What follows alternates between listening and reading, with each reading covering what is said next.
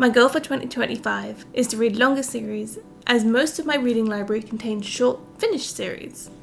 So while I'm reading manga with triple-digit chapter counts, here are my recommendations for shorter series, specifically 20 chapters and under.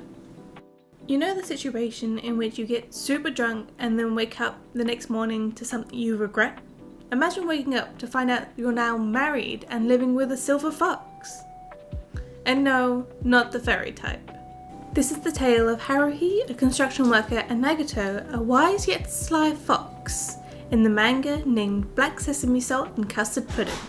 Once they recover from their hangovers, the two initially want to get a divorce. However, they realize that keeping this as a platonic relationship is beneficial for each other's personal gain. Over time, however, these characters are put into situations in which trust and protective bonds start to form. They discover that this relationship isn't just platonic, but maybe something more. We see the two very different personalities come together. Haruhi's innocent and bubbly personality teaches Nagato how to enjoy life once again, while Nagato's life experience evolves Haruhi into a strong-willed woman ready to face any challenge. Plus, the continuous flirtatious teasing between the two characters about their age and personality differences will constantly have you grinning ear to ear. Yufiko Suzuki wrote this 20-chapter comedic romance manga, which is still waiting for a physical English release. However, it does have a Japanese release that I'll definitely be grabbing soon. Did I mention there's bonus chapters filled with additional art of the two main characters just being incredibly cute together? Black Sesame Salt and Custard Pudding is so heartwarmingly beautiful. I absolutely love it. Have you ever watched Good Omens? Well, me neither, but I have been told that this series is a definite close comparison. This is Eniale Dewiela.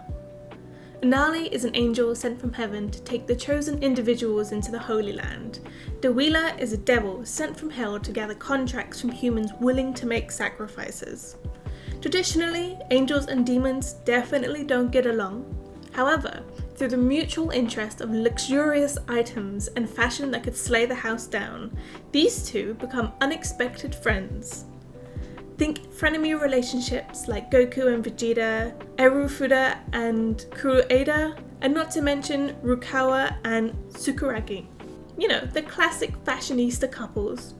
Eniale and Dewiela learn how to get along to protect humanity, as they realize if humanity and Earth cease to exist, so would the fashion they love so much. Though their ways of saving humanity are definitely unconventional.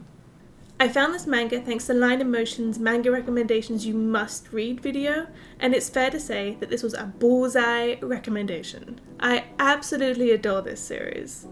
Each and every page is absolutely stunning both digitally and physically.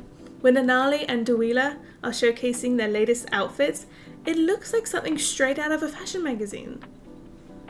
Not to mention, the story has a lot of humorous push and pull moments between the main two characters, while putting a time aside for the emotional moments for when each character has to meet their clientele.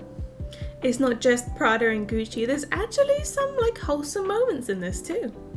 My copies currently sit comfortably in between Interspecies Love 101 and Go-Go Monster, as it should be. Oh, and the artist is the same artist as Witch Hat Atelier, which explains why it's so visually stunning.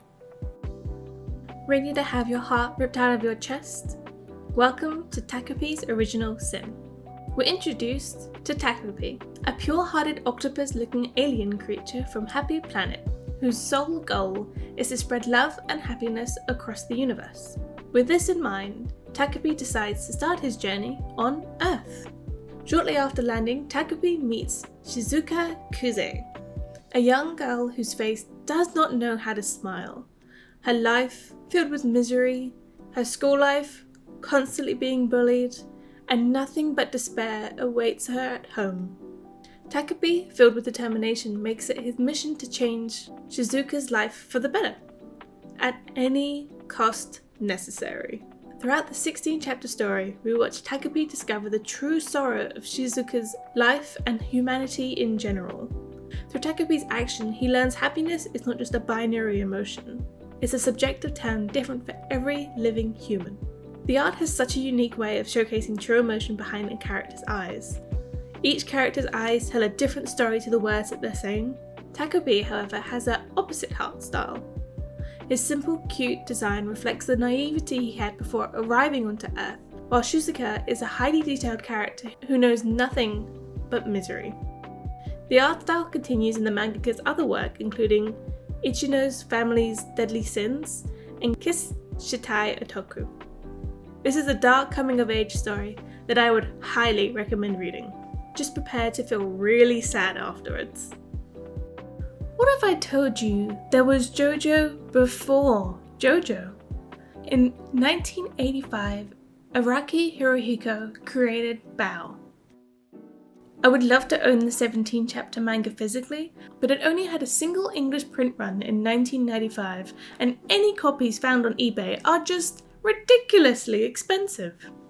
Ikaru, our protagonist, has been infected with a parasite. Think the Matrix.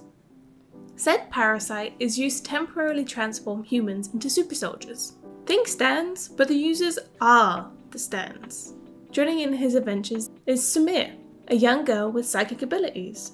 The two are on a run from the evil organization that were once treating them like experiments. Through the lens of 80s aesthetics, we see this pair fight against other enhanced humans and uncover the true reasoning behind this evil organization. Though the plot may not have as much depth as something like Takopis Original Sin, it has a great short action story to shut your brain off and just have a great time with.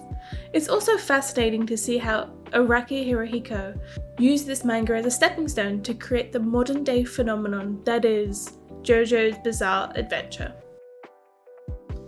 This short descent into madness is presented by the same author as Beastars, Beast Complex, and Sander. Drip Drip is a single volume manga written by Paru Itagaki, with one of the most visually striking front covers I've seen on a physical volume in a very long time. This is Dee Reynolds from Always Sunny in Philadelphia. Whenever she finds someone or something she genuinely cares about, she gags. Now imagine instead of gagging, it's intense nosebleeds whenever there's an encounter with a tiny amount of filth. This is the life of Mako, a cleanliness-obsessed 29-year-old woman. Think disinfecting money notes after visiting an ATM and wearing full protective body gear during her job.